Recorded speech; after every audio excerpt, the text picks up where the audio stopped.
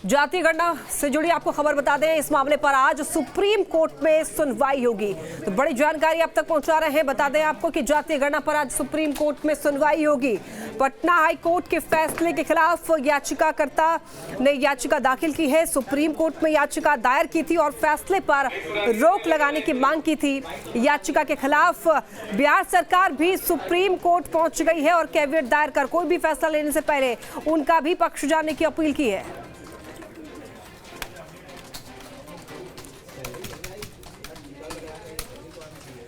ज्यादा जानकारी के लिए संवाददाता रितेश हमारे साथ जुड़ रहे हैं। रितेश, आज जातीय गणना मामले पर सुप्रीम कोर्ट में सुनवाई होनी है, क्या कुछ अपडेट है? देखिए, सबसे पहले तो अपडेट मैं कर दूं कि मामला जो है वो सुप्रीम कोर्ट में पहुंच चुका है और इस पर जो हमें जानकारी मिल रही है, अब इस पर हियरिंग जो है वो शुरू भी हो चुकी है।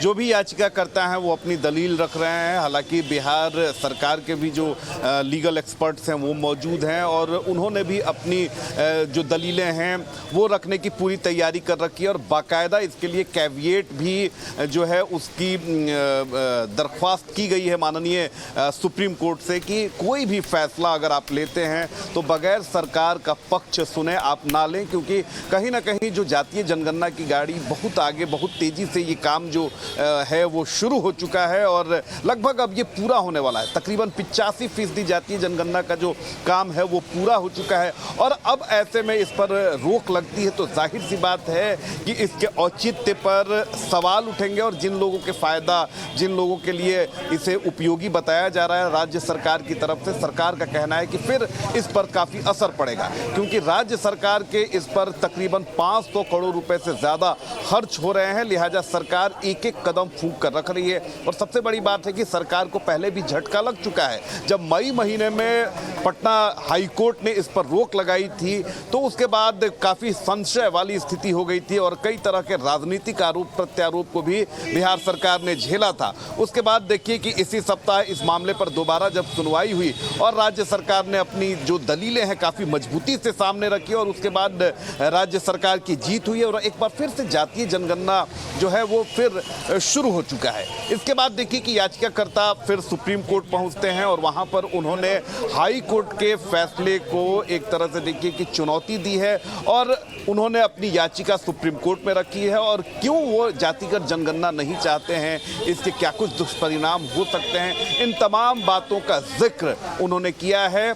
और अब देखने वाली बात होती है कि इस पर सर्वोच्च न्यायालय क्या फैसला लेता है, लेकिन जो लीगल एक्सपर्ट्स हैं उनका कहना है कि बिहार सरकार तमाम लूप होल्स पर उसकी नज़र है और जो एक्सपर्ट्स हैं वो तमाम दलीलों को रखने वाले हैं ताकि जो कार्रवाई आगे बढ़ चली है, यानी अब महज 10% काम बचा हुआ है, अब उस पर आने वाले समय में कोई रोक ना लगे। तो अब सबकी नज़र है कि सर्वोच्च न्यायालय इस पर क्या कुछ फैसला लेता है।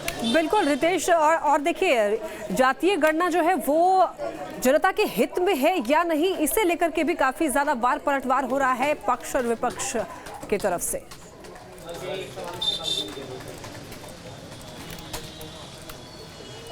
अब बिल्कुल देखिए, जाहिर सी बात है कि सरकार से जुड़ा हुआ मामला है और जब भी कोई चीज़ सरकार से जुड़ी हुई होती है तो विपक्ष उस पर सवाल उठाता ही है और सरकार उसका बचाव करती है। तो यहाँ पर अगर देखा जाए जातिगत जनगणना के मसले पर तो ना बीजेपी को उगलते बन रहा है ना निगलते बन रहा है, क्योंकि विरोध वो कर नहीं सकती है।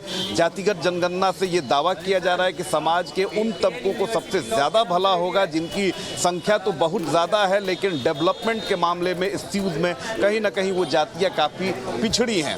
लिहाजा बीजेपी ये कह रही है, उसका भी दावा है कि जातिगत जनगणना के मसले पर उसने राज्य सरकार का समर्थन किया है, लेकिन लगे हाथ आरोप ये भी लगा रही है कि सरकार जानबूझकर मामले को कोर्ट में ले जाती है, इसके अलावा मजबूती से अपना पक्ष और दलील नहीं रखती है, जिसकी वजह से कई बार जातिगत जनगणना जो है उस पर कहीं ना कहीं रोक लगने की बात सामने आ जाती है। अब देखने वाली बात है कि कोर्ट इस पर क्या कुछ फैसला लेता है। ठीक है रितेश, आप बने रहिए, आगे भी अपडेट लेंगे आपसे।